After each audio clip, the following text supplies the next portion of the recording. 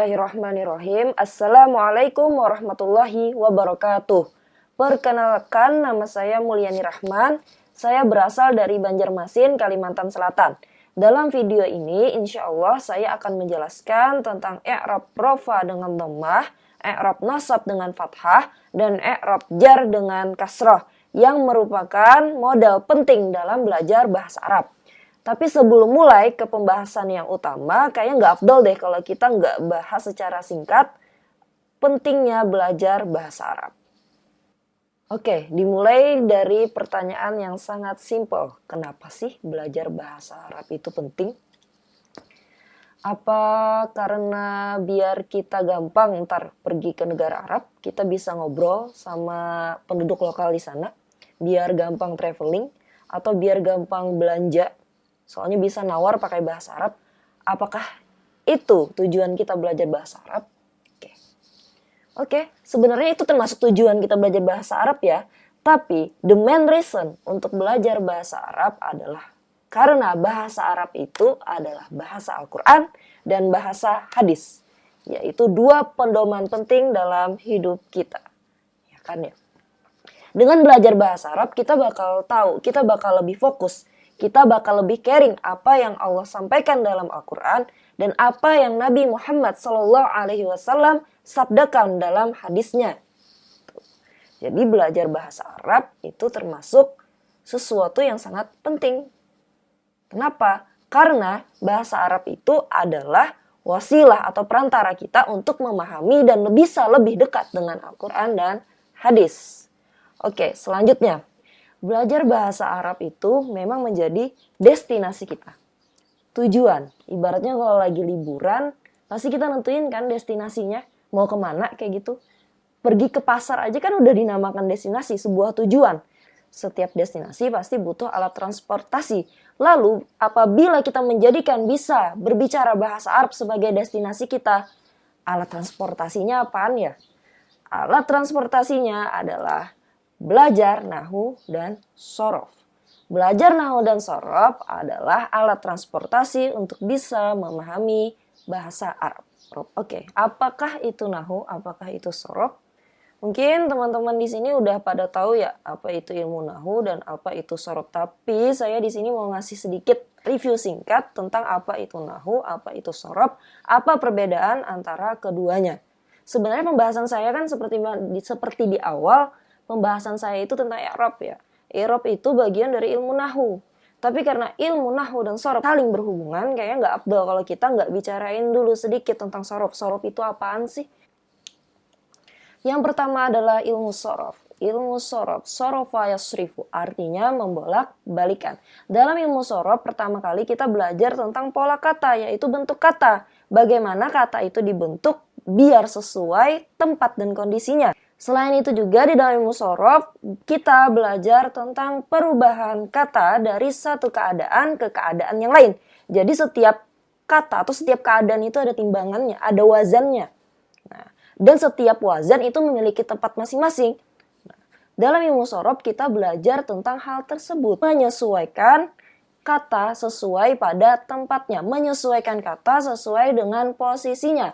Atau yang biasanya kita bilang adaptasi. Jadi shorof itu tentang adaptasi, tentang penyesuaian.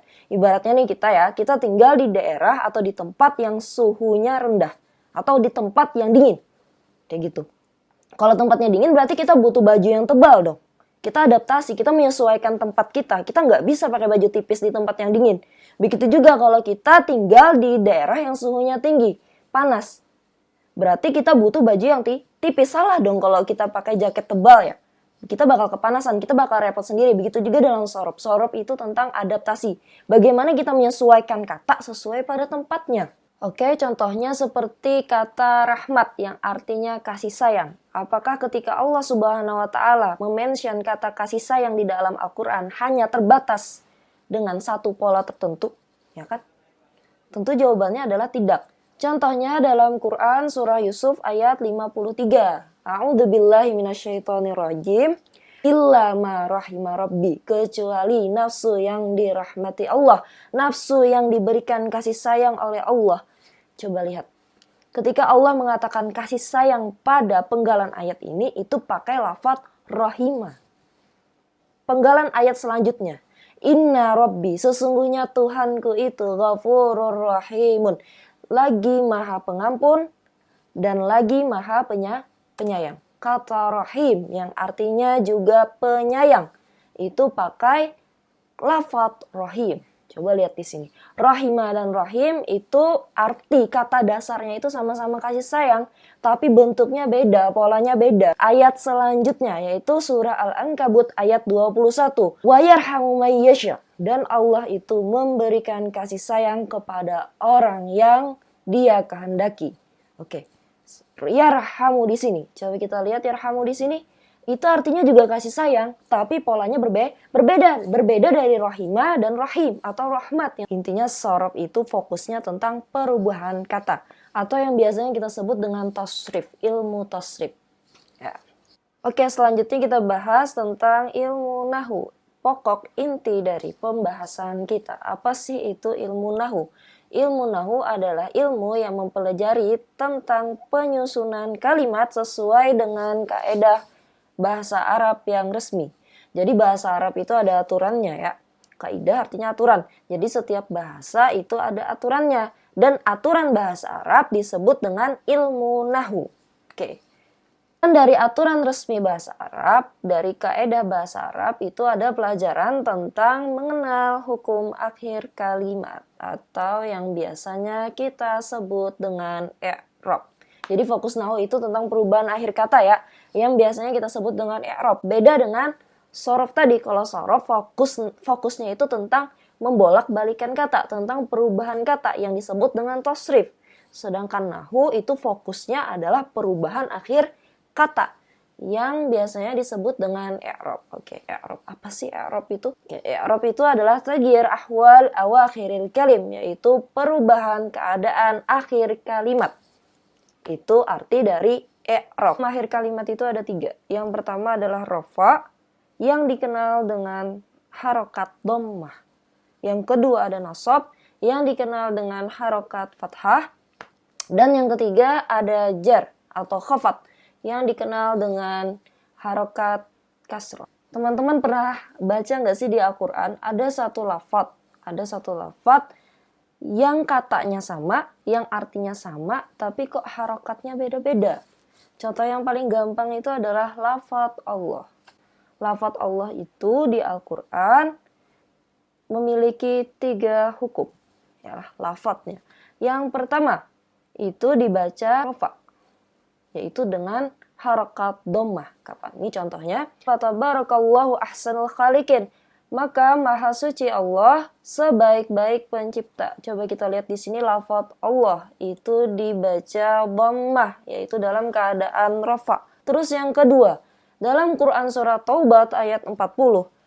Wala tahzan innallaha ma'ana. Janganlah kamu sedih. Sesungguhnya Allah itu bersama kami. Coba lihat di sini lafadz Allah. Lafadz Allah di sini harokatnya fathah. Berarti hukumnya nasab. Lalu selanjutnya adalah Bismillahirrahmanirrahim. Kita lihat di sini lafadz Allah itu dibaca kasroh.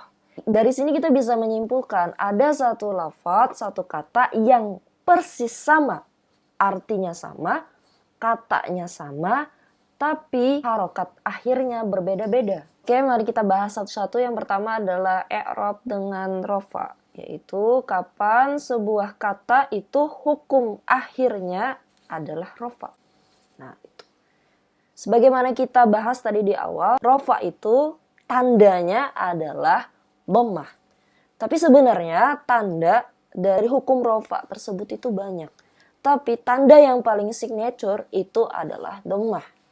Lalu apa aja sih sebenarnya kata yang hukumnya rofa dan dibaca dengan harokat dhammah? Yang pertama itu ada mubtada. Mubtada adalah isim yang berada di awal kalimat. Contohnya Zaidun qaimun.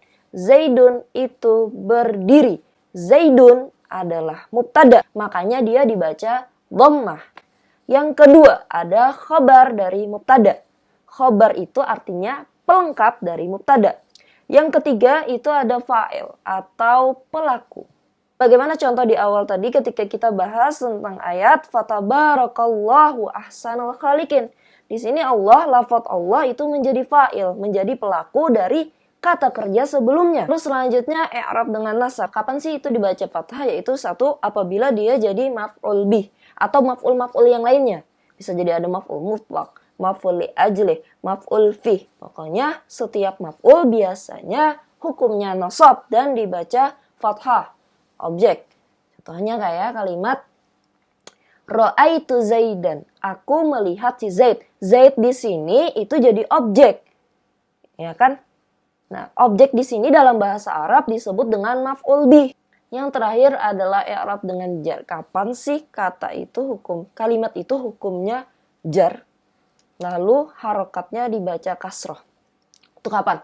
Yaitu apabila didahului dengan huruf jar atau dengan idhofah. Contohnya marartu Zaidin, aku melewati Zaid. Zaidin itu hukumnya jar dibaca kasroh. Kenapa? Karena sebelumnya ada huruf jar. Apa itu huruf jar? Yaitu ba. Nah, huruf jar itu banyak ya. Ada ba, ada min, ada kaf. Nah, oke, sekian penjelasan saya pada video ini. Semoga bisa diambil manfaatnya. Dan apabila ada kesalahan dan khilafan, bisa memberitahukannya kepada saya secara pribadi. Al-khata min nafsi was-shawab min indillah wa billahi taufiq wal hidayah wa ridha wal inayah. Assalamualaikum warahmatullahi wabarakatuh.